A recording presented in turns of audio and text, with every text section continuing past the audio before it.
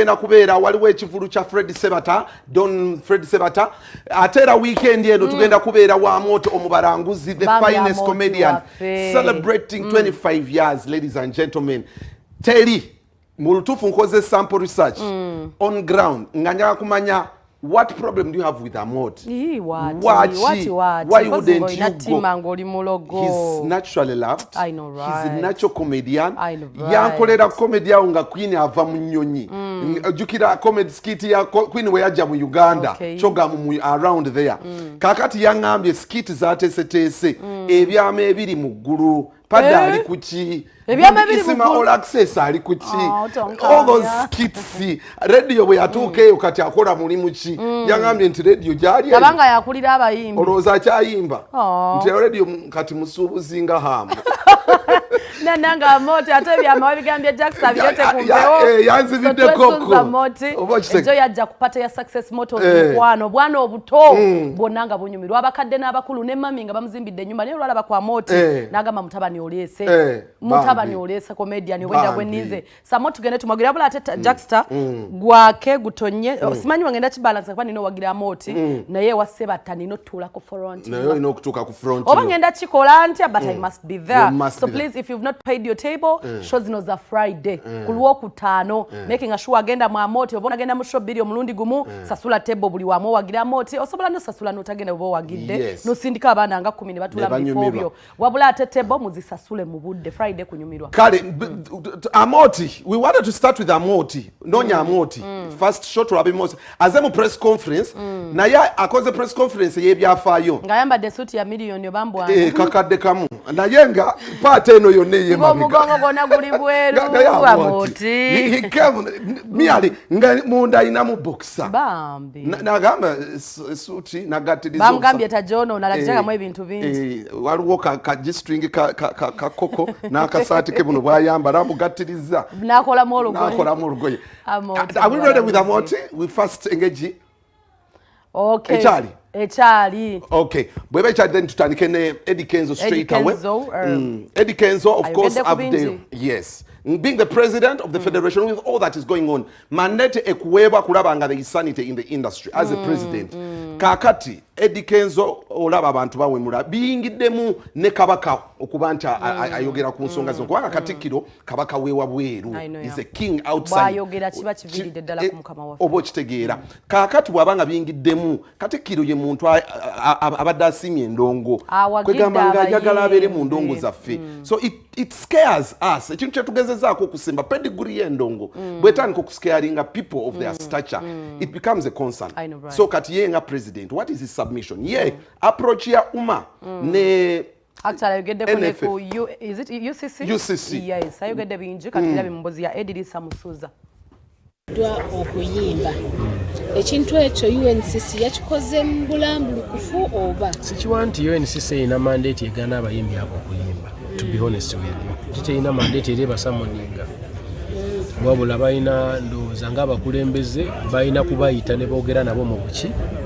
mulungi ekintu kye bataakola bo baakwata kipapula nga bakikuba ku mukutu kubaswaza nvumirira nnyo abantu abayimba ennyimba nga tebabisse ku bigambo oba saagala muntu ayonoona culture ffe tuli bafirika we respect culture ate we have to follow naye omuntu oyinza okumulaba ng'ayimbye oluyimba olwo to be honest nga gwe tomanyi naye ng'alina kyagoyinga ng'okufuna eddagala oba okumujjanjaba obulungi tolina kukwata muggo n'okubirawo wabula olina okusooka n'okola research lwaki omuntu oyo ali bw'atyo abantu abamu they are disturbed in a way that you can't even believe ojja kulaba abaana bwe bali batandika okuyimba tebagira mu nnyimba ezo why now because twasigaza ka stage kokka kwetulira kokka omuyimbi okufuna ekyokulya alina malalinnya ku stage awo nazina amazina bwayimba tewali walala wayinza kufunira ssente kati oluyimba luno bwe luggwako atandika okufuna pressure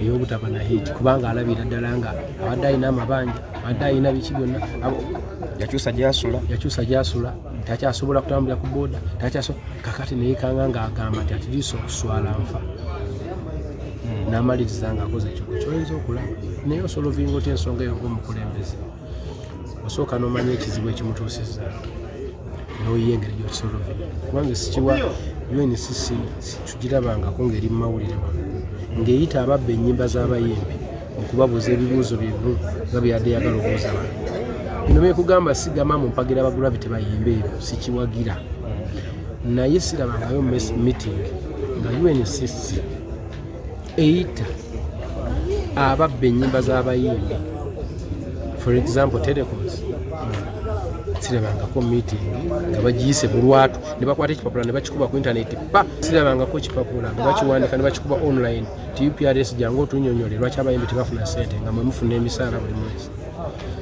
CEO wa UPRS onondoza yavuddeko babamugjeeko abadde afuna miliyoni 15 buli mwezi okuva ku nnyimba zaabwe ez'abayimbi abayimbi bo bafuna mmeka Liripazo bamusala olubuto n'agenda n'atandika kusabiriza bwe yavaayo n'atandika okuyiya engeri gy'ayinza okusavaivenga tutaireze embeera eteeka abantu ku level babe ng'asobola okufunayo obumiliyoni bubeera 3 buli mwezi okusobola okusasula rent n'okumala obuzibuzibu obutono then tubagambe twatereza omulimu mufunayo ak'okulya kyekiboogeza bino. Olabye ne Katikkiro wa Buganda naye ng'avaayo agamba balekeraawo yimba ennyimbe n'ozikuba ku radio ne TVs.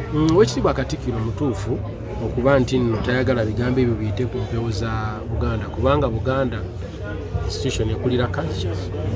Tuyinza kuwagira nnyimba bigambo ng'ebyo kuyita ku mpewo.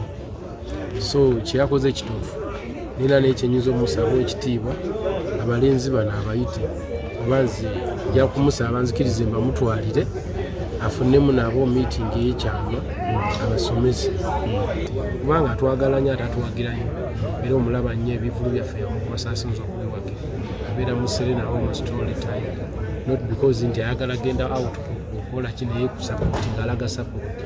We appreciate him so much. I will find out for talking to him.